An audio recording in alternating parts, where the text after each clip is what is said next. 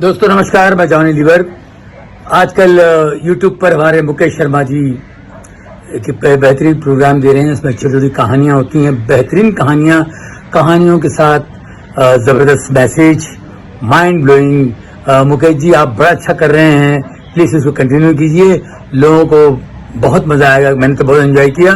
और मैं सुनने वालों से, देखने वालों से भी कहूंगा कि इन कहानियों को एंजॉय कीजिए, मैसेजेस को एंजॉय कीजिए, सब्सक्राइब कीजिए और शेयर कीजिए। Mukesh ji, all the best.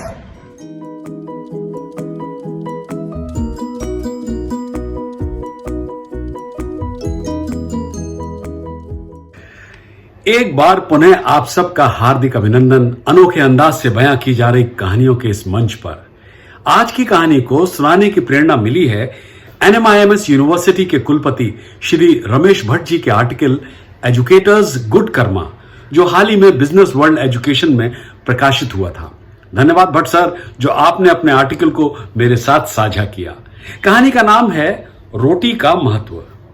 अपने परिवार के सदस्यों के लिए भोजन तैयार करते समय एक महिला एक बूढ़े व्यक्ति के लिए 2 अतिरिक्त रोटी हर रोज बनाया करती थी और वो बूढ़ा व्यक्ति उसके घर पर आकर वो रोटियां ले जाता था। रोटी देते समय वो महिला हर बार अपने बिछड़े हुए बेटे के लिए प्रार्थना करती थी, जो कई साल पहले घर छोड़कर चला गया था और उसने परिवार से कभी भी संपर्क नहीं किया था। रोटी लेने के बाद कृतज्ञता व्यक्त करने के बजाय वो बूढ़ा व्यक्ति महिला से जोर से चिल्लाकर एक ही बात कहता था, तुम जो बुरे काम करते हो वो तुम्हारे साथ रह जाएंगे और तुम्हारे अच्छे कर्म लौटकर वापस तुम्हारे ही पास आएंगे। अच्छा, ये लगभग रोज की दिनचर्या थी। उस बुजुर्ग के रोज के चिल्लाने से वो महिला चिढ़ गई और मन ही मन सोचती थी कि कितना कृतज्ञ व्यक्ति है। एक दिन जब महिला ने उस वृद्ध को रोटी दी तो उसने अपनी रोज की बातचीत चिल्लाते हुए दोहराई। इस बार महिला क्रोधित हो गई और उसने बूढ़े व्यक्ति को दंडित करने का फैसला किया।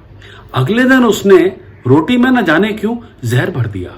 जैसे ही वो बूढ़े आदमी को रोटी देने के लिए तैयार हुई कि तभी उसका शरीर कांप उठा और अंतरात्मा से आवाज आई कि वो ये क्या कर रही है।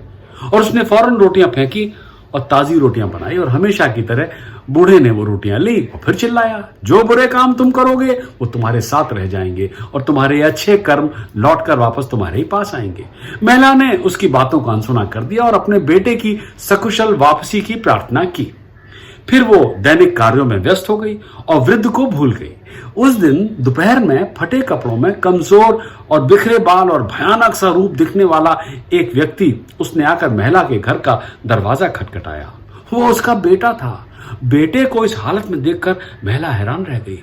घर में प्रवेश करते ही उसने कहा, अम्मा, ये चमत्कार है कि मैं घर पर हूं।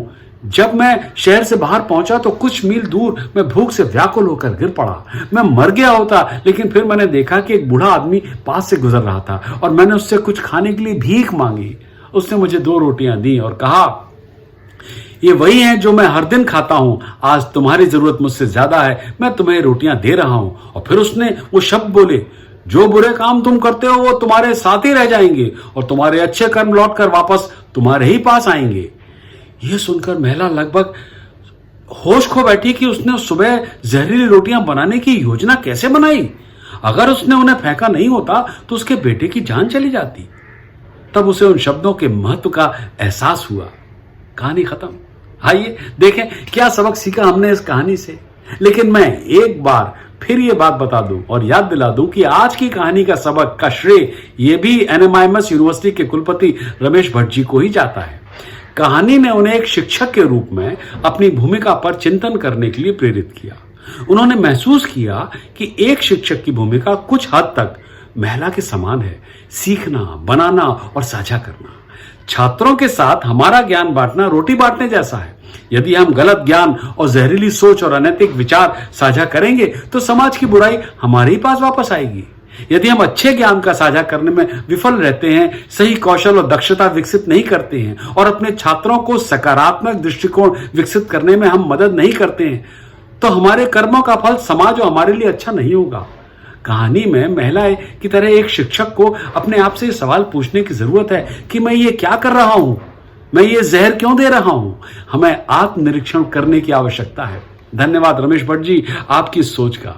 अगली बार एक और ऐसी ही अनमोल कहानी, ऐसे ही अनोखे अंदाज में। और हाँ, चैनल को सब्सक्राइब अवश्य कीजिए। आखिरकार हमें कहानियों के माध्यम से समाज की सकारात्मक सोच को और मजबूत भी तो बनाना है, ऑफ कोर्स बातचीत के जरिए।